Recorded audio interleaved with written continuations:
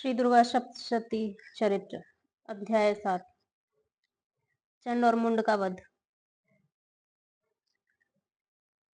मैं मातंगी देवी का ध्यान करती हूँ। वे रत्न में सिंहासन पर बैठकर पढ़ते हुए तोते का मधुर शब्द सुन रही हैं। उनके शरीर का वर्ण श्याम है। वे अपना एक पैर कमल पर रखे हुए हैं और मस्तक पर अर्धचंद्र धारण करती हैं तथा कंहार पुष्पों की माला धारण किए वीणा बजाती हैं। उनके अंग में कसी हुई चोली शोभा पा रही है। वे लाल रंग की साड़ी पहने हाथ में शंख में पात्र लिए हुए हैं। उनके वदन पर मधु का हल्का हल्का प्रभाव जान पड़ता है और ललाट में बेंधी शोभा दे रही है। ऋषि कहते हैं, तदंतर शंभु की आज्ञा पाकर वे चंड और मुंड और आदि दैत्य चतुरंगिनी सेना के साथ अस्त्र शस्त्रों से सुसज्जित हो चल दिए। फिर गिरिराज हिमालय के स्वर्ण में ऊंचे शिखर पर पहुंचकर उन्होंने सिंह पर बैठी देवी को देखा। वे मंद मंद मुस्कुरा रही थी। उन्हें देखकर दैत्य लोग तत्परता से पकड़ने का उद्योग करने लगे। किसी ने धनुष तान लिया, किसी ने तलवार संभाली और कुछ लोग देवी के पास आकर खड़े हो गए। तब अंबिका ने उन शत्रुओं के प्रति बड़ा क्रोध किया। उस समय क्रोध के कारण उनका मुख काला पड़ गया, ललाट में भौहें टेढ़ी हो गईं और वहां से तुरंत विकराल मुखी काली प्रकट हुई, जो तलवार और पाश लिए हुए थी। वे विचित्र खड़गवांग धारण किए और चीते के चर्म की साड़ी पहने नर मुंडों की माला से विभूषित थीं। उनके शरीर का मांस सूख गया था, केवल हड्डियों का ढांचा था, जिससे वे अत्यंत भयंकर जान पड़ती थी। उनका मुख बहुत विशाल था। जीभ लपलपाने के कारण वे और भी डरावनी प्रतीत होती थी। उनकी आंखें भीतर को धसी हुई और कुछ लाल थीं। वे अपनी भयंकर गर्जना से संपूर्ण दिशाओं को गुंजा रही थीं। बड़े बड़े दैत्यों का वध करती हुई वे कालिका देवी बड़े वेग से दैत्यों की उस सेना पर टूट पड़ी और उन सब को भक्षण करने लगी। वे पार्श्व रक्ष को अंकुशधारी महावतों योद्धाओं और घंटा सहित कितने ही हाथियों को एक ही हाथ से पकड़कर मुंह में डाल लेती थी।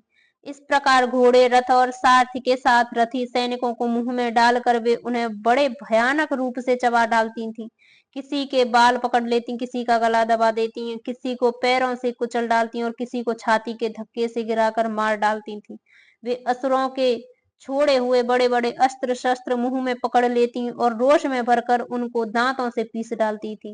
काली ने बलवान एवं दुरात्मा दैत्यों की वह सारी सेना रोंद डाली, खा डाली और कितनों को मार भगाया। कोई तलवार के घाट उतार गए, कोई खड़गवांग से पीटे गए और कितने ही असुर दांतों के अग्रभाग में कुचले जाकर मृत्यु को प्राप्त हुए। इस प्रकार देवी असुरों के उस सारी सेना को भक्षण में मार गिराया। यह देख चंड उन अत्यंत भयानक काली देवी की ओर दौड़ा तथा महादैत्य मुंड ने भी अत्यंत भयंकर बाणों की वर्षा से तथा हजारों बार चलाए हुए चक्रों से उन भयानक नेत्रों वाली देवी की आच्छादित कर दिया। वे अनेकों चक्र देवी के मुख में समाते हुए ऐसे जान पड़ते थे मानो सूर्य के बहुतेरे मंडल बादलों के उदर में प्रवेश कर रहे हों।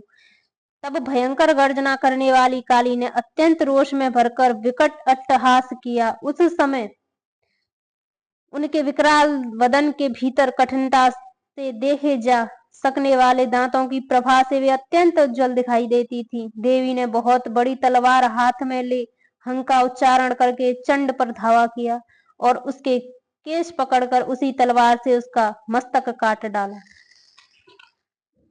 चंड को मारा गया देखकर मुंड भी देवी की ओर दौड़ा। तब देवी ने रोष में भरकर उसे भी तलवार से घायल करके धरती पर घुसा दिया। महापराक्रमी चंड और मुंड को मारा गया देख मरने से बची हुई बाकी सेना भय से व्याकुल हो चारों ओर भाग गई। तदंतर काली ने चंड और मुंड का मस्तक हाथ में ले चंडिका के पास जाकर प्रचंड अट्टहास करते हुए कहा, देवी, मैंने चंड और मुंड नामक इन दो महा पशुओं को तुम्हें भेंट किया है। अब युद्ध यज्ञ में तुम शुंभ और निशुंभ स्वयं ही वध करना। ऋषि कहते हैं, वहां लाए हुए उन चंड मुंड नामक महादैत्यों को देखकर कल्याणमयी चंडिका ने काली से मधुर वाणी में कहा, देवी, तुम चंड और मुंड को लेकर मेरे पास आई हो, इसलिए संसार में चामुंडा के नाम से तुम्हारी ख्याति होगी। इस प्रकार श्री मार्कंडेय पुराण में श्रावण एक मनवंतरी की कथा के अंतर्गत देवी महात्म्य में चंड मुंड वध नामक 7वां अध्याय पूरा हुआ।